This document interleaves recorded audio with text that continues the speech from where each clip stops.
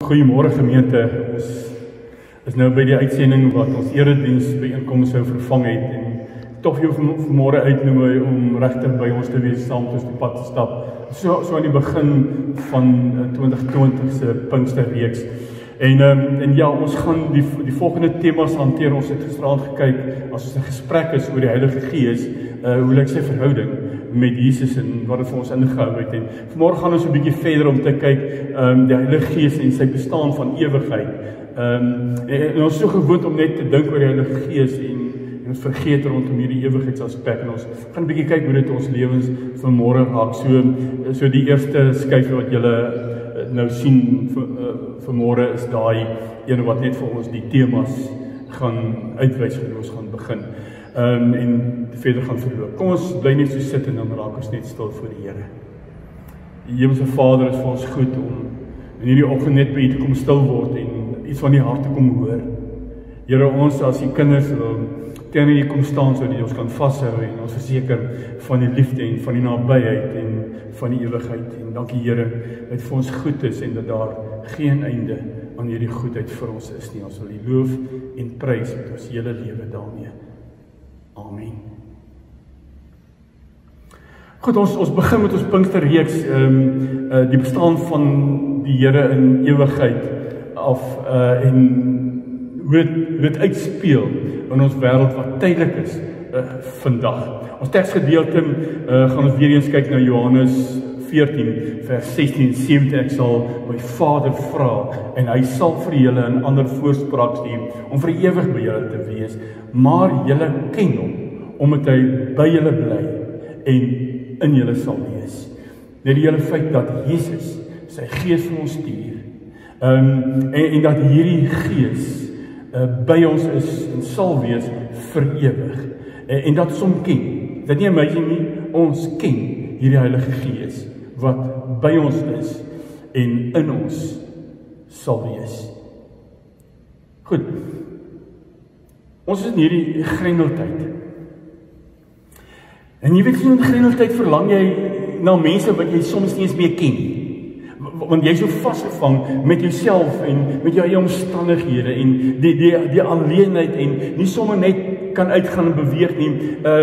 Ja, jy gaan om rede te kry, 'n brood koop net om uit te kom, net om ander mense te kan sien, maar jou hartsmense kan jy nie sommer altyd net naby jou hê en sommer net saam kuier en sommer net hoor hoe dit met jou gaan nie.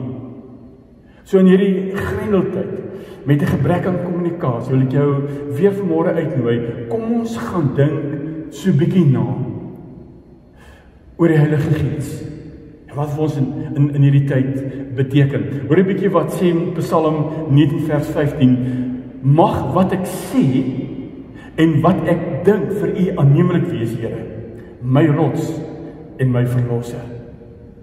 Mag dit wat ek sê en dit wat ek dink vir U aanneemlik wees. Waaroor dink jy? Wat gaan aan in jou gedagtes in hierdie tyd?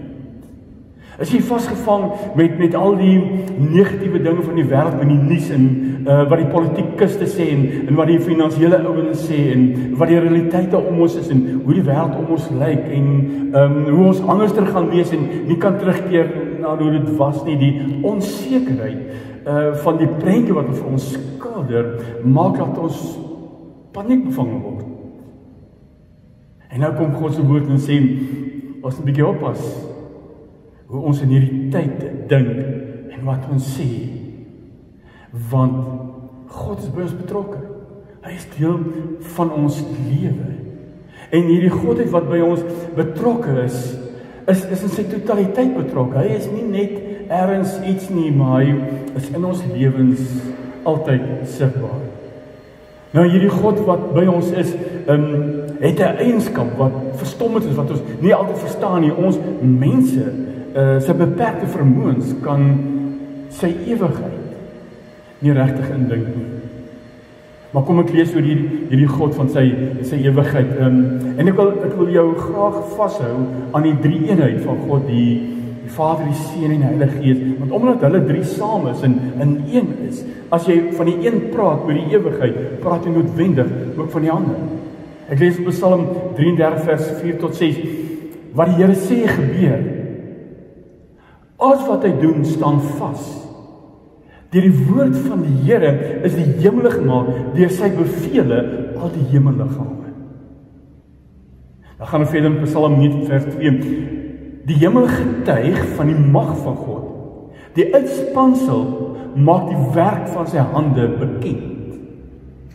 In die bekende gedeelte in Genesis 2 vers 7, die Here God het toe die mens gevorm uit die stof van die aarde en lewensasem in sy neus geblaas, so die mens 'n lewende wese geword het. Alles in die skepping, alles is deur God gemaak. Elke dingetjie wat bestaan want God het dit met sy vingers, met sy hand, met sy asem, met sy wind bymekaar gemaak en tot stand gebring. Ook ons lewe as mense. En wanneer die Bybel praat oor hierdie Here en hoe hy oor homself skilder in hierdie tyd van homself, dan doen hy dit in sy Bybel redelik onomwonde en baie duidelik. So as die Here oor homself praat in sy woord, dan begin hy met die skepping. Die heel eerste hoofstuk, bedoelende, hy was alreeds voor die skepping daar.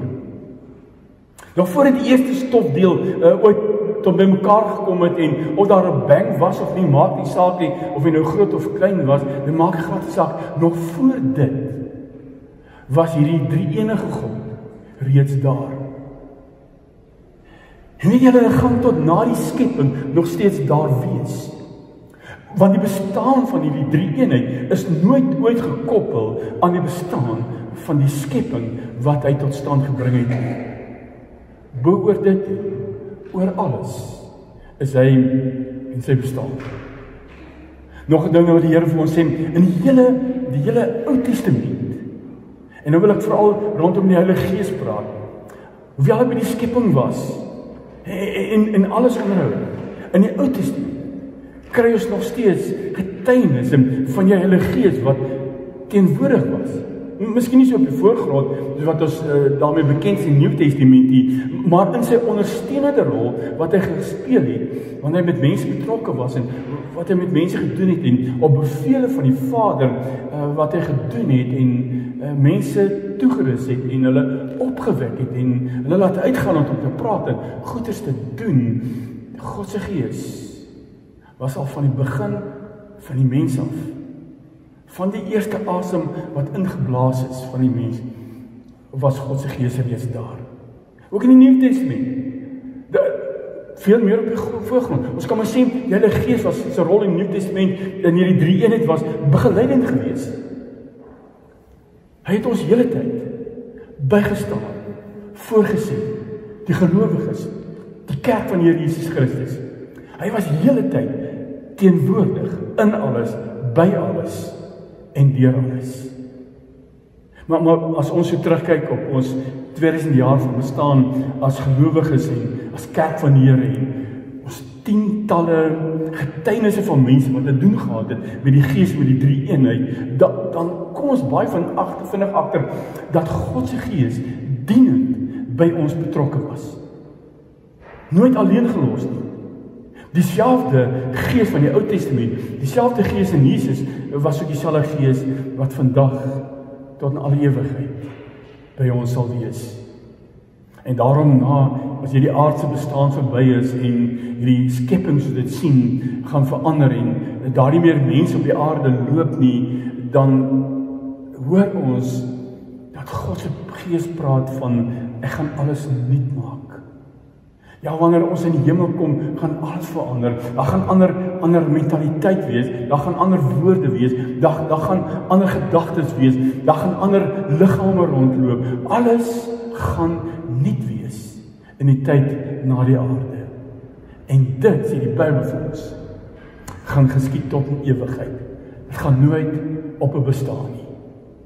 So as ons oor hierdie gegevens so 'n bietjie gaan nadink oor wat vir ons vandag beteken, dan is daar so 3 dinge wat ek graag wil uitlig vanmôre. Eerstens, God se Gees is deel van die drie-eenheid. Ja, ons het gereeld op kassasie en ons beleid ons geloofsbelijdenisse, maar in ons gedagtes, as ons met God besig is die Gees regtig deel van die drie-eenheid. As ons oor die Gees dink ons aan hom in terme van 'n Nuwe Testamentiese opset. Dalk vandag, as ons aangeraak is deur die Gees en die gawe van die Heilige Gees vloei deur ons in ons bediening en ons wat ons praat en so in ons gebeure, is dit daar, dink ons in terme van die ewigheid aan hierdie Heilige Gees van God. Maar ons is baie belangrik as ons dit kan doen, want as die Here sê, die Heilige Gees gaan in ons wees, dan beteken dit, die ewigheid van die Gees gaan deel van ons lewe wees. Ons bestaan en ons storie op aarde eindig nie wanneer die aarde tot einde kom nie, of die dag as ons laaste asem uitblaas nie. Die ewigheid van die Heilige Gees wat in jou is, gee vir jou ewigheidsbestaan. En daarom is het belangrik dat ons iets sal verstaan van wanneer die Heilige Gees deel word van ons, as ons hom toelaat in ons lewens, wat het vir ons beteken. Nog 'n ding wat die Gees vir ons beteken is dat die Heilige Gees die doener is van wat die Vader en die Seun gedoen wil hê. En dan word, as die Vader besluit, iets moet gebeur, dan stuur die Heilige Gees om te doen. En as die Seun iets gedoen wil hê, dan stuur hy die Gees om dit te doen. En as ons lees in die Bybel van dit wat die Vader doen en dit wat die Seun gedoen het en waarmee hulle besig is en hoe hulle te werk gegaan het, moet ons verstaan dat die Heilige Gees daai werk op aarde vandag kom voortsit by ons, onder ons, tussen ons, in ons en selfs deur ons. As die Bybel praat van dat die Heilige Gees die vinger is van God, die hand van God, die asem van God, die wind van God wat waai, dan beteken dit dat hierdie Gees van God met sy werk op aarde voortsit in terme van 'n vinger wat aanraak, 'n hand wat vashou, 'n wind wat waai deur ons en 'n krag wat in ons werk en deur ons werk. Nog 'n betekenis wat ek dink die Heilige Gees vir ons wil kom sê is dat God se Gees ons as mense se verheerliking waardig is. Ja, ons prys die Here in ons liedere en as ons net liedere oor Jesus moet luister op televisie en op sosiale media en op streaming, dan weet ons een ding is 99% van alle liedere gaan oor die Seun en die ander 1% gaan oor die Vader en so min wat regtig oor die Heilige Gees gaan en oor die verheerliking van die Heilige Gees. En dit is waardig dat ons hom moet verheerlik. Hy is dit die moeite werd dat ons ook vandag en veral in hierdie Pinkstertyd sal opstaan en die Heilige Gees se lof gaan besing, sy naam verheerlik, lewe as mense wat vol is van die Heilige Gees, met ons woorde en met ons dade, met die wêreld daar buite kan sien, ons is vervul met die Heilige Gees, want sonder ons woorde en sonder ons dade verheerlik ons die Gees nie wat in ons is nie. God kom vandag na my en na jou toe. En hy wil sy grootsheid deur sy Gees vir ons kom wys. Albert Einstein het in 1908 sy teorie geskrywe rondom die heelal en hoe dit werk en so aan, en dit was met 'n baie klein kameraatjie gewees en op daai stadium het hulle net geweet van 'n paar planete wat om ons sonnestelsel is. En hulle het gedink, hulle het geweet daar moet 'n groter galaksie wees of 'n galaxy wees waar binne ons sonnestelsel deel van is en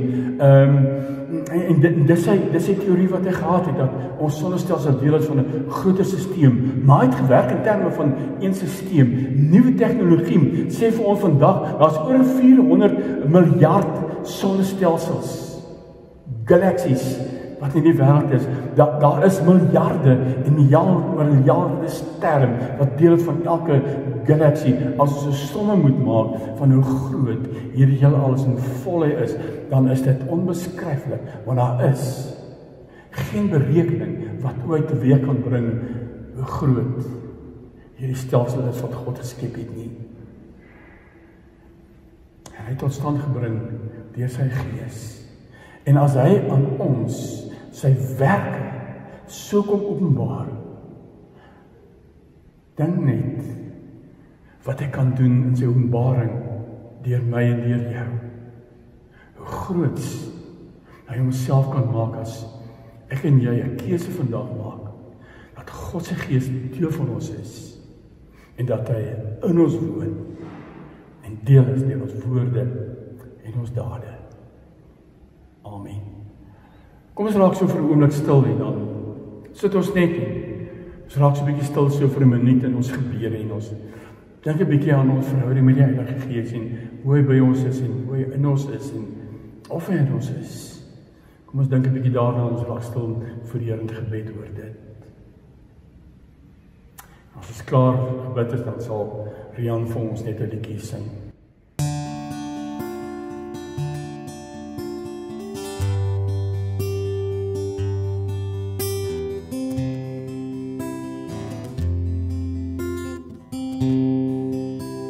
Kom o Skepper Gees, lewendmakend Gees,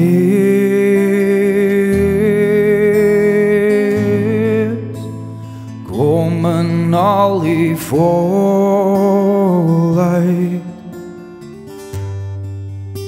en kom in al die kracht. Lei my aan die waarheid,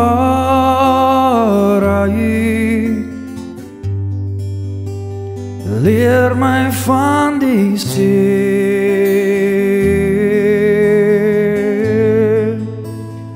wees ook U my trooster,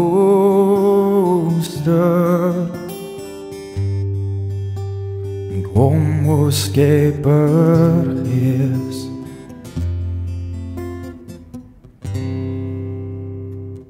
Amen.